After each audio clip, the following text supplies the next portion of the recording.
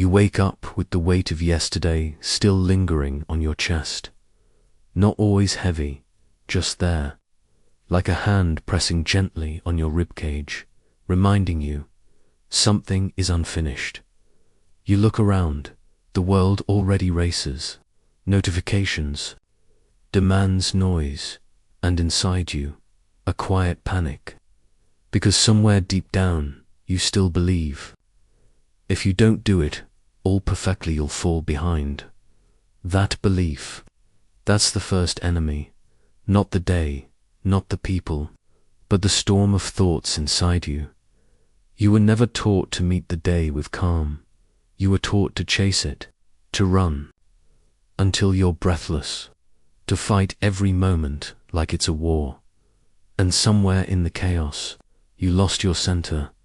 You forgot what it means to rise, not react, to stand, not scramble, because no one told you that the day does not belong to the fastest. It belongs to the stillest, the one who wakes with intention, the one who doesn't beg the morning to be kind, but brings their own command, the one who doesn't try to control the world, but governs their mind. But most people, they rush from one urgency to the next. They wear busyness like a badge and mistake exhaustion for accomplishment. They believe conquering the day means winning meetings, finishing tasks, proving something, but you know better now. Conquering the day means conquering yourself. There is a stillness behind your ribs that has nothing to do with laziness. There is a fire in restraint, a power in holding back, a courage in saying, I will not be shaken by things beyond me, because the truth every day will test you, with interruptions, with disappointment, with noise, but nothing can truly disturb you unless you let it in. The Stoics knew this well. Marcus Aurelius once wrote in his private meditations, you have power over your mind, not outside events. Realize this, and you will find strength. It sounds simple, but it's not easy. To remember in the moment, when anger rises, that you are not your reaction. To remember, when everything goes wrong, that panic is a choice.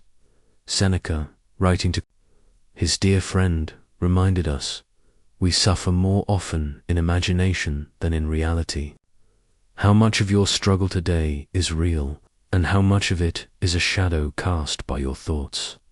How often do you spiral, not because life is cruel, but because your mind is undisciplined? You can feel it, can't you? That slight pulse of frustration when things don't go your way, that subtle resentment when others don't see your effort, that quiet urge to prove, to impress, to be seen. But those urges, they are chains, and Stoicism is the art of breaking them. Epictetus, who knew bondage better than most, declared, no man is free who is not master of himself. And isn't that what you want? Not applause, not success, but freedom.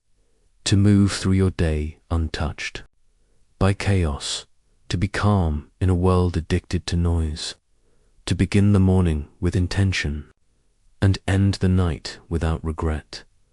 It starts with small rules, not rules for the world, rules for your soul.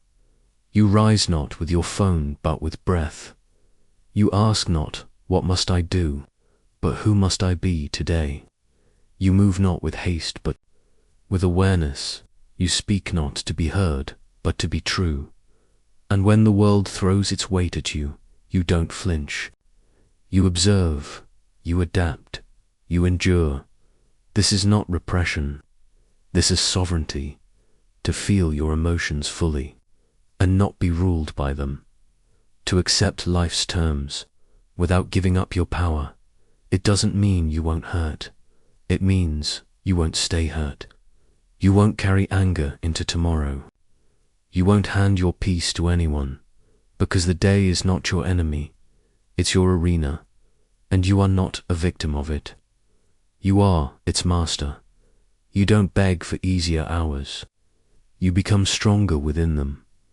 When obstacles rise before you earn, they will. You don't curse them. You welcome them. Because every challenge is a teacher. Every setback, a strengthening. Every moment of resistance, an opportunity to practice your philosophy. The meeting that goes wrong becomes a lesson in patience. The criticism that stings becomes a mirror for growth. The delay that frustrates becomes a moment to practice acceptance. You begin to see that life isn't happening to you. It's happening for you. Every single moment designed to refine your character, to polish your soul, to teach you something about the depth of your own strength. This is how you conquer the day, by showing up not with force, but with presence, by holding your center when everything pulls you off course, by remembering, always, that the greatest battle is not out there, it's inside. You stop trying to control outcomes and start controlling responses. You stop demanding that the world bend to your will and start bending your will to wisdom. You stop measuring victory by external achievements and start measuring it by internal peace. And when you win that battle, the world bows in silence, not because you've dominated it, but because you've stopped needing to. You carry yourself differently. You speak with quiet authority. You move with unhurried purpose. Others feel it without understanding it. That calm confidence of someone who has nothing to prove. That steady presence of someone who cannot be shaken.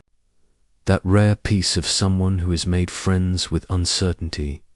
So walk into today like a quiet storm. No noise, no panic, no rush. Only calm, only clarity. Only the unshakable stillness of someone who finally understands. The day bends for those who do not break. You have nothing to prove, nothing to chase, only one thing to conquer yourself. And in that conquest, you will find a freedom no one can take, a strength no one can see, but you'll feel it, deep in your bones, the calm, the clarity, the sacred power of a soul that's come home to itself. This is your sovereignty. This is your victory. Not over the world, but over the chaos within. Not through force, but through wisdom. Not by avoiding the storm, but by becoming the eye of it, steady, centered, unshakable, and that is how the day is truly won.